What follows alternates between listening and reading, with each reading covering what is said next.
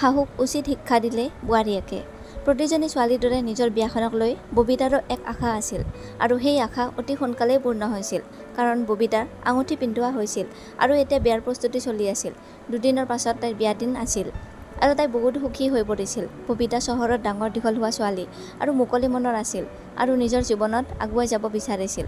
ববিতা এখন কলেজত প্ৰফেচাৰ আছিল আৰু ছ'চিয়েল ৱৰ্কাৰ আছিল। ববিতাৰ বিবাহ গাঁৱত বাস কৰা দীপাংকৰৰ লগত হৈছিল আৰু দীপাংকৰে এখন দোকান চলাইছিল। ববিতাৰ বিবাহৰ দিন আহি পৰিল আৰু দুয়ো এক পবিত্ৰ বান্ধোনত বান্ধ খাই পৰে আৰু ববিতাই নিজৰ নতুন ঘৰখনত গৃহপ্ৰৱেশ কৰে।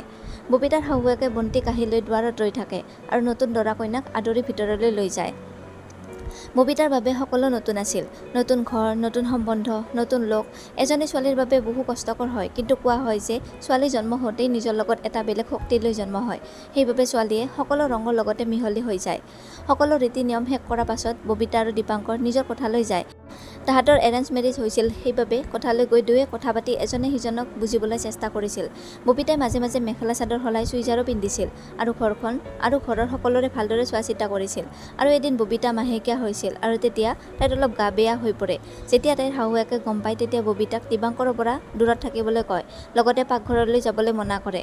যেতিয়ালৈকে তাই সুস্থ হৈ নুঠে তেতিয়ালৈকে তাইক আন এটা কোঠালিত থাকিবলৈ কয়, যেনে তাই কিবা অপৰাধে কৰিলে আৰু তাইক অপৰাধীৰ দৰে শাস্তি দিয়া হৈছে।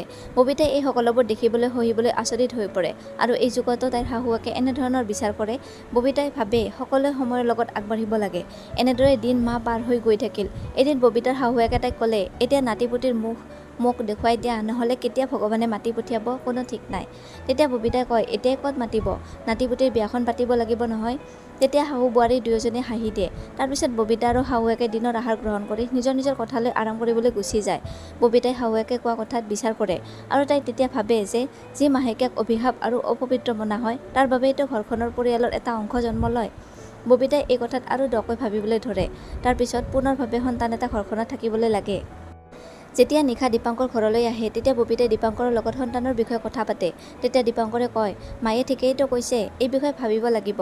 গোটেই নিশা ববিতাই এয়াকে ভাবি থাকে যে সেই দিনকেইটাত কোনেও নাভাবে যে এয়া অপবিত্ৰ নহয়, কোনো অপৰাধ নহয়, যিয়ে মোক এনেদৰে বেলেগ কৰি দিয়া হয় সকলোৰে পৰা।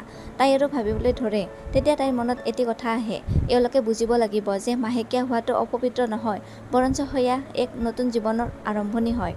পুৱা হলত ববিতাই নিজৰ শাহুৱেকক কয়, মা মই ডক্তৰৰ ওচৰলৈ যাবলগীয়া আছে। তেতিয়া শাহুৱেকে সোধে, কি হ'ল তোমাৰ? মা এই মাহত মাহেকীয়া হোৱা নাই, সেইবাবে ডক্তৰক দেখুৱাই আহোঁগৈ। ববিতাই কয়। তেতিয়া ববিতা ঘৰৰ পৰা ওলাই আহে নিজৰ এজনী বান্ধৱীৰ ওচৰলৈ, যি এক মহিলা ডক্তৰ হয় আৰু তাইক সকলো কথা ববিতাই ক'লে। তেতিয়া ববিতাৰ বান্ধৱীয়ে ববিতাক কয়, তুমি শাহুক একো নকৈ ভালে কৰিলা। এতিয়া মই যিদৰে কওঁ তুমি তেনেদৰে কৰিবা। ববিতাই সোধে, তুমি কি কৰিব বিচাৰিছা? ববিতাৰ বান্ধৱীয়ে তাইক কয় যে অলপ নাটক কৰিব লাগিব তুমি। ববিতা, নাটক? কেনেধৰণৰ নাটক? তুমি তোমাৰ শাহুক ক'ব লাগিব যে তুমি মাতৃ হ'ব নোৱাৰা।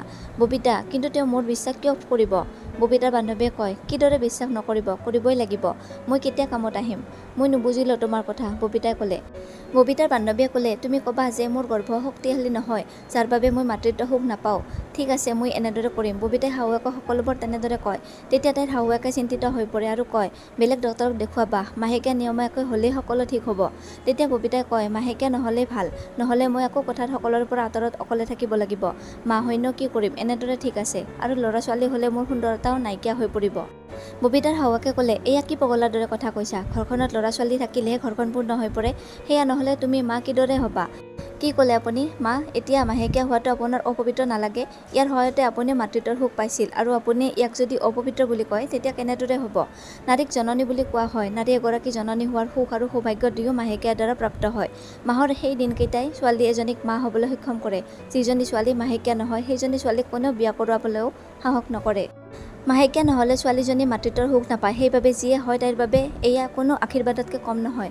ববিতাৰ কথা শুনি তাই শাহুৱেকৰ চকুলৈ বৈ আহিল আৰু তেওঁ ববিতাৰ ওচৰত ক্ষমা বিচাৰে আৰু কয়, তুমি বহুত বুজি পোৱা, জ্ঞানী ছোৱালী, আৰু মৰমেৰে ববিতাৰ মূৰত হাত ফুৰাই সদায় সুখী হোৱাৰ আশীৰ্বাদ দিয়ে।